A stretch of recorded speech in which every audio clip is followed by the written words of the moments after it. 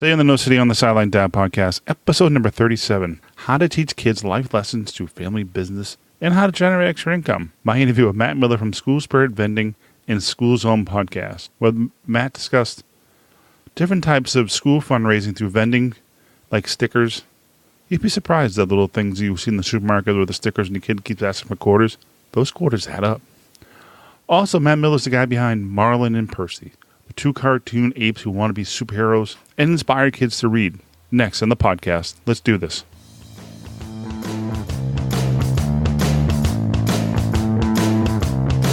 Welcome to the No Sitting on the Sideline Dad podcast, a podcast about a journey of discovery and conversations about not sitting on the sideline of life. Let's get involved. Here's host Joe Foley.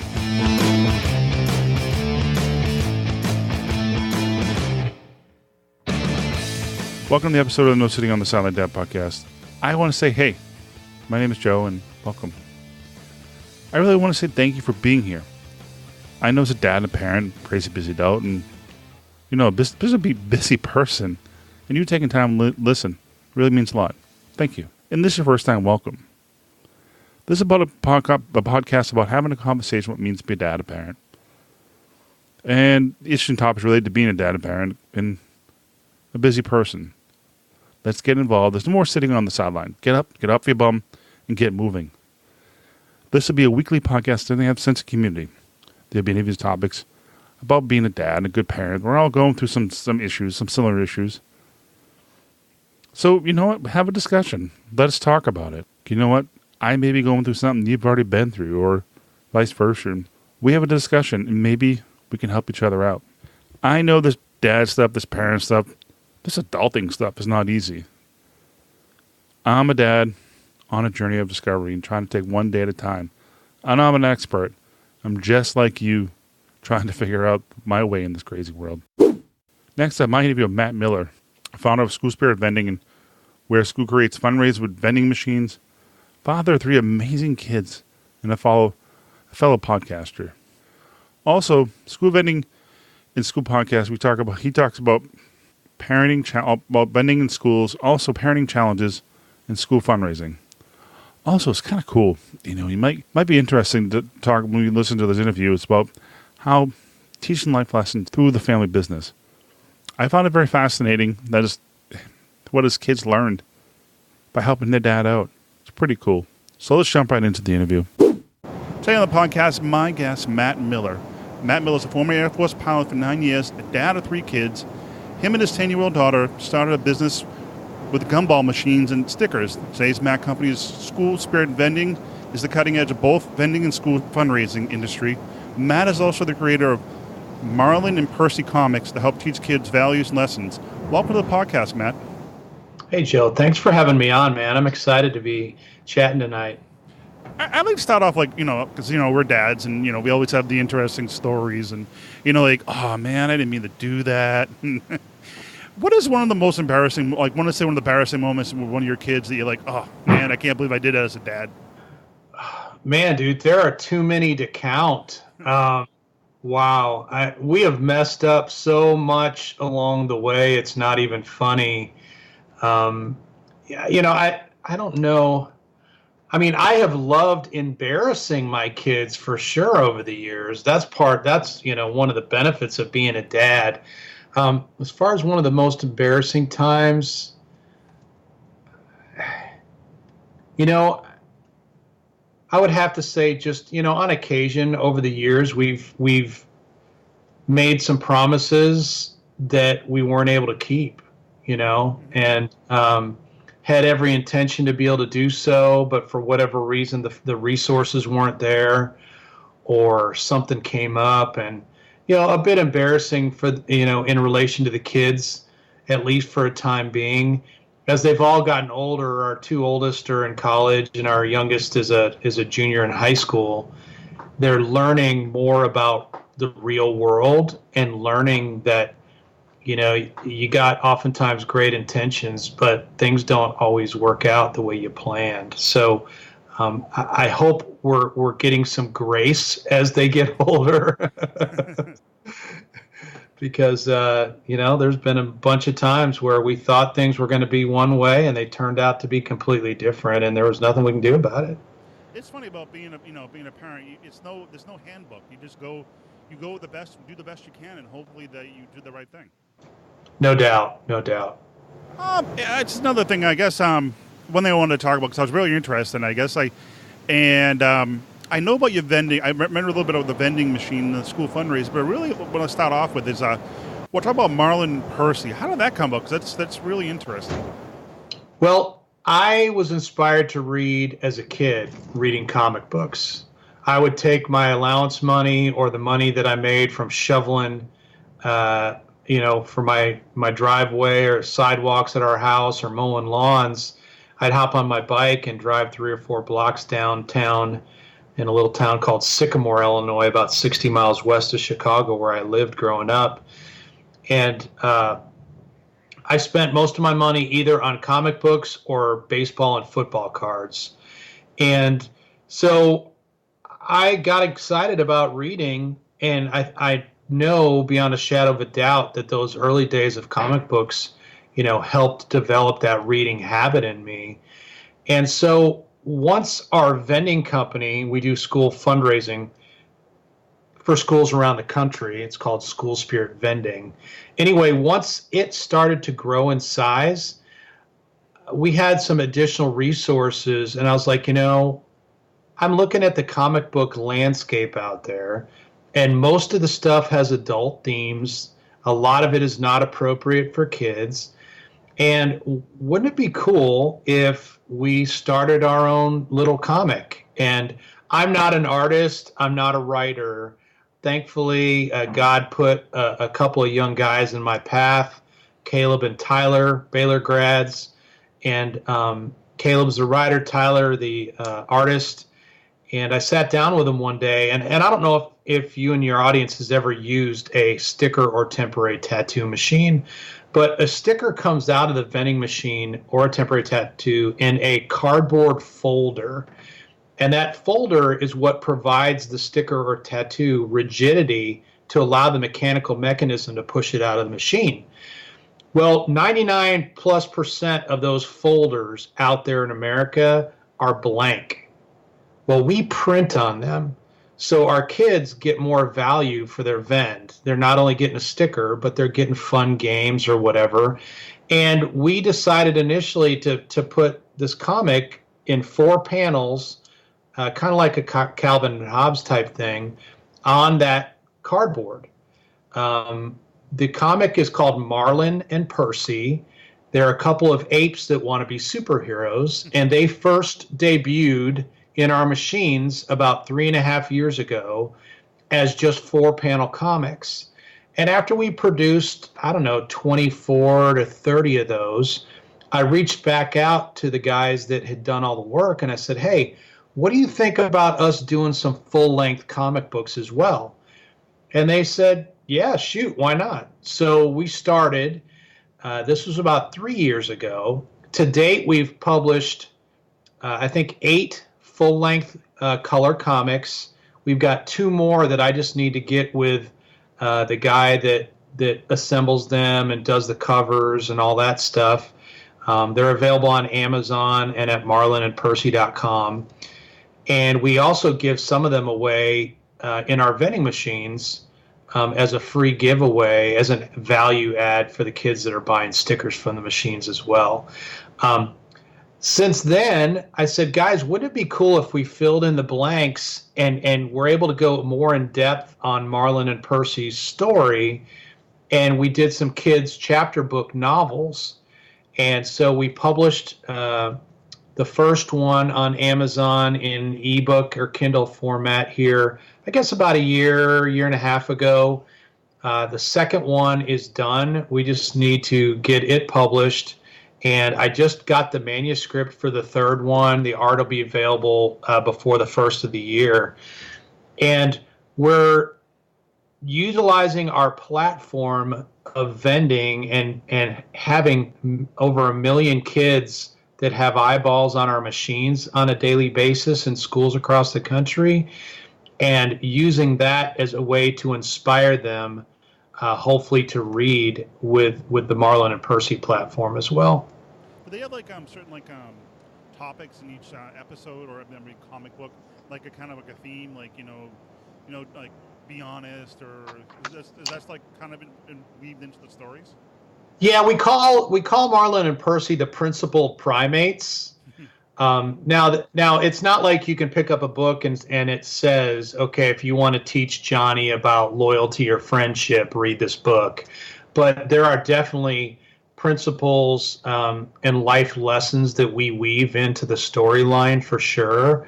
And the goal is to create content that kids love to read or families love to read together, but that also mom and dad don't have to be worried about what little Johnny or little Susie are getting access to. We're about purely creating content that is kid friendly and provides value along with a lot of fun. Another thing I was interested in too is change. I think it's like a transition to the vending machine business. You started that with your daughter? We started gumball machines to begin with. A friend of mine about 13 years ago in church, we were in a really, really bad place financially after I got out of the Air Force. And a friend of mine mentioned gumball machines that he and his young daughters had purchased. And so we did some reading up and learning about the vending business and bought our first used candy and gumball machine on eBay in the Houston area where we lived at the time. And from there, we ended up, it's been a family business from day one. The kids have always been a part of it in some way, shape, or form. Initially, it was just putting quarters in the machine and turning the crank. But then they got to where they were filling machines, they were assembling machines. When we transitioned to schools back 10 years ago in October of 2007, they got involved in marketing and postcards and collating stickers and eventually graphic design of stickers and a bunch of other things. We have had a passion since the very beginning to turn as many life lessons as possible into learning lessons for the kids. And vending was a perfect place for us to start a family business together that the kids could learn entrepreneurship as we built the business. Go ahead. I was thinking about your daughter. You said is in college. Is that the one who started? My oldest one, yeah. Is that the one who started the business with you?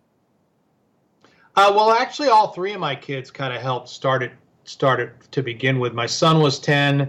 My oldest daughter Sarah was 9, and then the youngest Rebecca was 5 when we got started.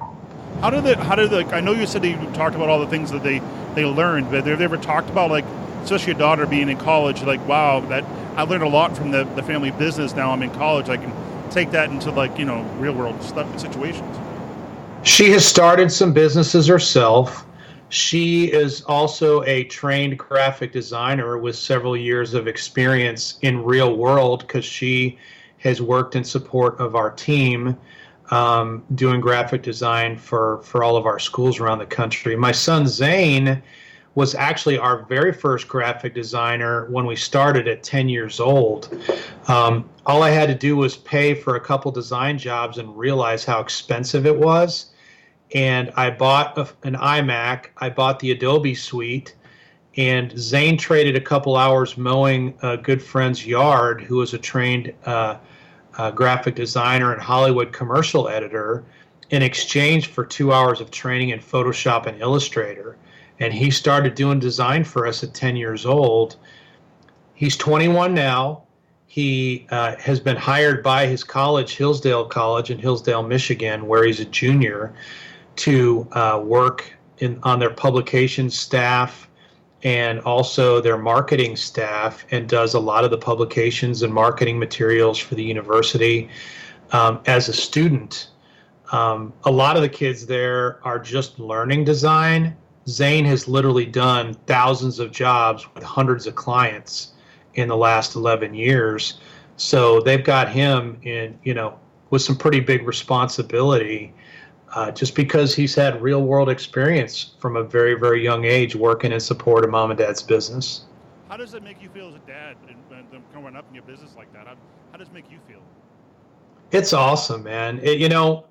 To see them find what their God-given talents are, and for us to help create an environment and encourage for them to use those and excel with them as much as possible has been amazing. Another example, my youngest, Rebecca, she is sought after by especially our Texas team every time we do trade shows.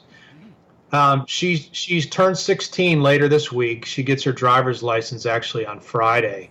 But anyway, she loves talking and loves relationships. And at 5 years old, she started coming with me to trade shows when we would set up tables. And initially, she was just running around getting free stuff.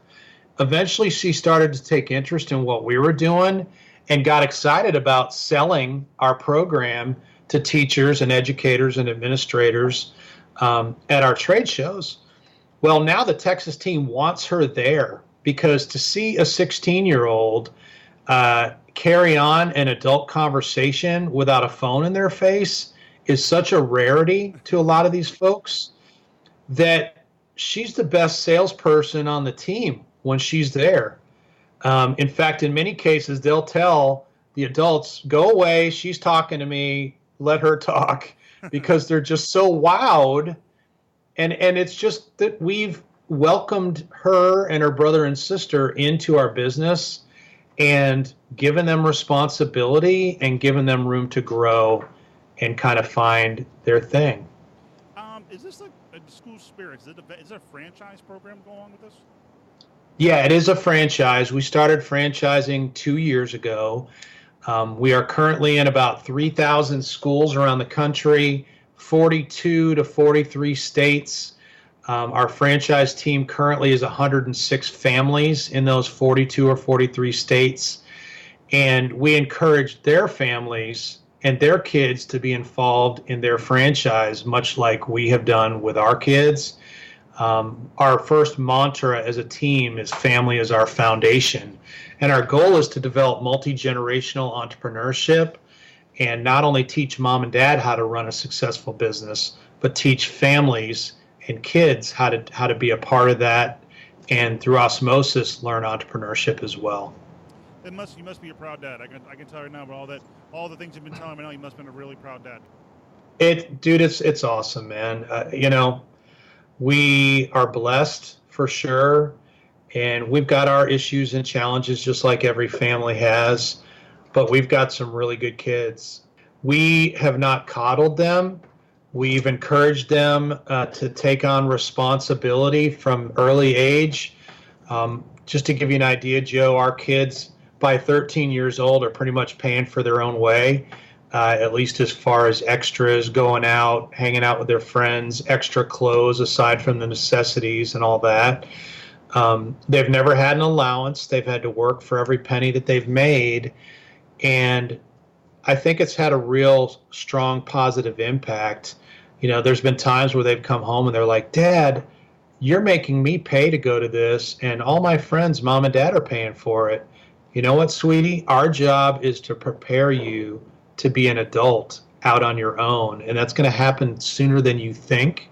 You will thank us later, but in the meantime, we give you plenty of opportunities to make money around the house so that you can afford that kind of stuff. But you're not just going to sit on the couch playing video games or on social media and expect that we're going to provide that kind of stuff for you. That's a great lesson. I mean, get them to start, paying. Like, there's great lessons to teach them. Because nowadays you see most kids now, and I hate to say it, but they're stuck in their phones, looking at it, and the parents give them handouts. And I'm not saying that's just every parent's different, but it's not the right. I don't think it's the right way to handle it. But I think you're doing a great job. Thanks. Speaking of the phones, I've seen kids 5, 6, 7 years old running around with phones. Once again, we've chosen to do things very differently. Our kids don't get a phone didn't get a phone until they were 16, the two oldest anyway. Our youngest, Rebecca, got one at 15 just because her brother and sister weren't around anymore because they were off at school.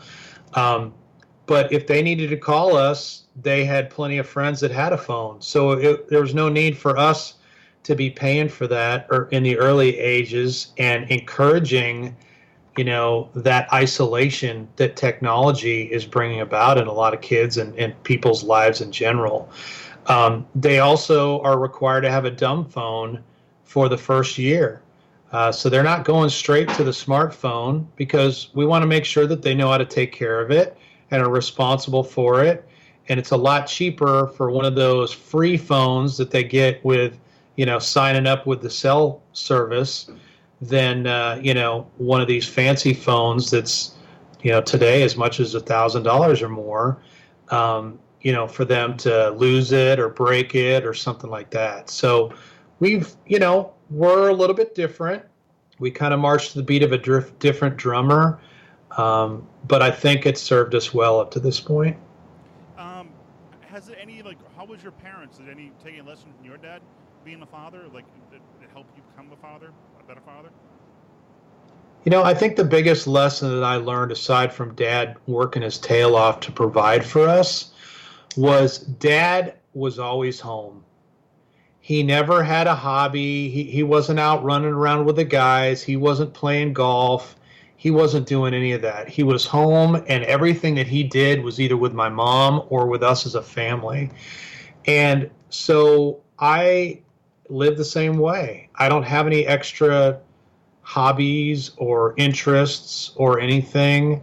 My passion is to be home as much as I possibly can and to spend time with the most important people to me in my world, which is my wife and my kids. And I definitely got that from my dad for sure. Was he a different in his generation? Was that kind of unusual for him? I don't know. I mean, that's all I've known. Yeah. My both sets of grandparents were the same way. My parents were the same. I had buddies and all where that wasn't the case, but at least within the nuclear family that I came from, that was pretty normal. I think another thing I'd like to talk about is your podcast, the School Zone podcast. It's tied into with your business. I was kind of curious about that. So after being in the school fundraising industry now for a decade, a couple of years ago, I was like, I'm starting to figure this podcast thing out. I want to be a podcaster myself, and I started getting on shows as a guest here and there as well. And I said, you know what? There is nobody doing anything in the school fundraising space. And most schools find out about the different companies from a short 30-second to a couple minute long, sales pitch on a trade show floor or from just some random website and doing a search. And I said, you know what? I like to do business with companies that I know. I know where they came from. I know what makes them tick. I know what they stand for. And there was nobody providing that deep of an amount of information in our space. It also allowed me to get to know a lot of the companies in our space and develop relationships. We don't really compete with any of them with our program. Ours is a supplement to much of what they do. And man, the reception for the podcast has been amazing, not only from the school volunteers and principals and administrator side, but also from the companies in our space. We actually launched or released the 10 Top School Fundraising Ideas Guide for 2017 this last year as a resource for schools and educators out there. Just the ones that I had interviewed that I really, really, really got a lot out of and thought were a huge benefit to schools. And this year, we're actually expanding that to the best school fundraising ideas guide for 2018 and anticipate that the guide will be about twice the size and just have gotten a really, really, really strong response from stepping into that niche that nobody was serving and just providing value. I had a quick question about school fundraising. I remember we're probably in the same age group. I remember we go home with this almost like a suitcase and we go door to door, or we get home it's kind of like Girl Scout cookies in the sense. Has it changed over the years, school fundraising? Yeah, there's some changes. Technology has definitely crept in some cases to some of the things that are available, but there are still some companies that are still doing things almost the exact same way that they did 30 or 40 years ago. And so while there has been innovation, there's still a lot of schools that are doing the same old thing, and their parents, their faculty, everybody is kind of fed up with it and ready to do something else. And so the podcast is definitely opening my eyes and the eyes of a lot of people, because one of the things you find is, and being that I own a fundraising company with School Spirit Vending, is you can only afford to go to time-wise or money-wise to so many trade shows for PTAs or principals or whatever. And so oftentimes these companies stick to only one or two states regionally around where they are, but a lot of them have reach all over the country. And the podcast, as you know, Joe, is a beautiful thing because it allows us to spread the message far and wide in an evergreen fashion that will be online for people to find whenever they get around to looking. And so it's become a valuable asset. It's opened the eyes of a lot of people to some really, really neat opportunities and companies that they would have never heard of before, just because they live in Texas, not California, or they live in New York, not Texas or Florida. So it's been big, and people are seeing it as a bigger and bigger resource in that way all the time. It's helpful because you can see the challenges of school districts and schools trying to find money to support their programs, and I guess fundraising is a huge deal. Yes, big time. Schools are short of money and they're short of volunteers almost 100% of the time. And one of the benefits of our program is the fact that we step in and help them raise money, but also they require no volunteers for our vending fundraising program. And then, of course, School Zone and the podcast is just there to enlighten them about some of the other things out there. Some of these schools raise $30,000, $40,000, $50,000 a year, wow. Which is crazy. And they go through that money over and above what is being brought in from property taxes or however the districts are being funded. It's cost of everything, and it's helped that this fundraising and stuff, all the fundraising helps cover the cost. No doubt. Final thoughts wrapping up. What is your final thoughts about being a dad and where they can find you? So I think the biggest thing, Joe, is just to be available. Don't let work or outside activities negatively impact your relationships and the time that you have available for your kids and your family. They're your number one priority. And so just remember that in your actions, I would say. As far as people being able to get in touch with me, there's a multitude of ways. If anyone's interested in vending or looking into what we're doing as a franchise, I wrote a short ebook called Live Your Dreams, the top 10 reasons why you need to own a vending business. And they can go to ssvbusiness.com/sidelinedad and download that for free. That'll begin a dialogue. And if they want to talk about the franchise, we can. Or if they want to learn some basics about vending, we can direct them to some resources we put out for that as well. The podcast is schoolzonepodcast.com. And, of course, marlinandpercy.com or Marlin and Percy on Amazon is where that can be found. Any upcoming projects or anything you'd like to talk about or in the future? I'm launching a new podcast here in October called Sowing Seed, Faith, Family, Farming, and Financial Freedom. It's just my musings on all of those topics, which are the topics most near and dear to my heart. And really looking forward to that. I've got at least one book, if not a couple of books in me as well. and Sowing Seed and the podcast will be the foundation for the first book that I plan on writing in the next year. Matt, thank you for being on the podcast this evening. All the links will be in the show notes for this episode. And I really want to say again, thank you for being on the podcast tonight. Hey, Jill, thanks for having me on, man, and God bless you. Thank you. Good night. Well, that's all I have this episode. I want to say thank you for joining me on the No Sitting on the Sideline Dad podcast.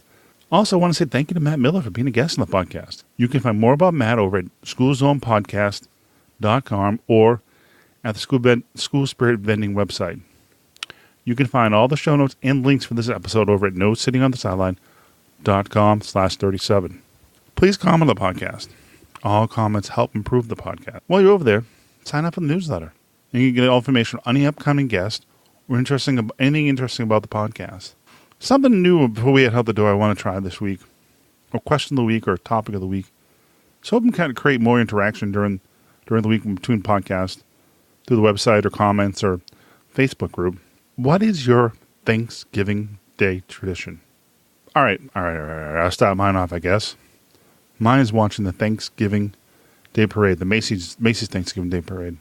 What is so fascinating about that, it reminds me of my childhood when I was growing up. You get up in the morning, have a little light snack because you're going to have some Thanksgiving turkey, and watch the TV, watch the parade, watch all the balloons come down like Betty Boop's, Snoopy, back when I was young, Underdog. You can just see all the marching bands coming down the road through, ended up in Herald Square.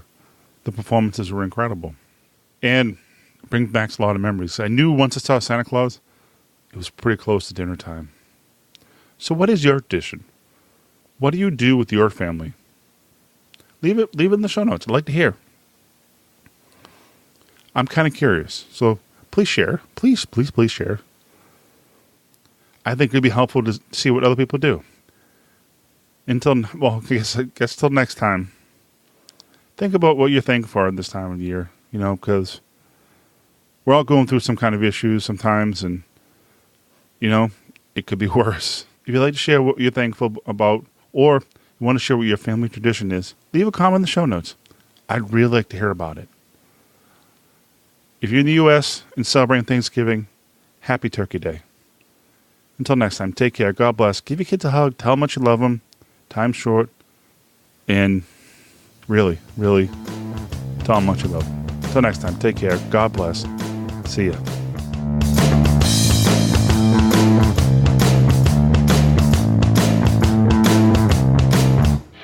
Thank you for listening to the podcast. Please subscribe to the newsletter to receive updates of the show and helpful and useful tips. This has been a production of Foley 42 Media.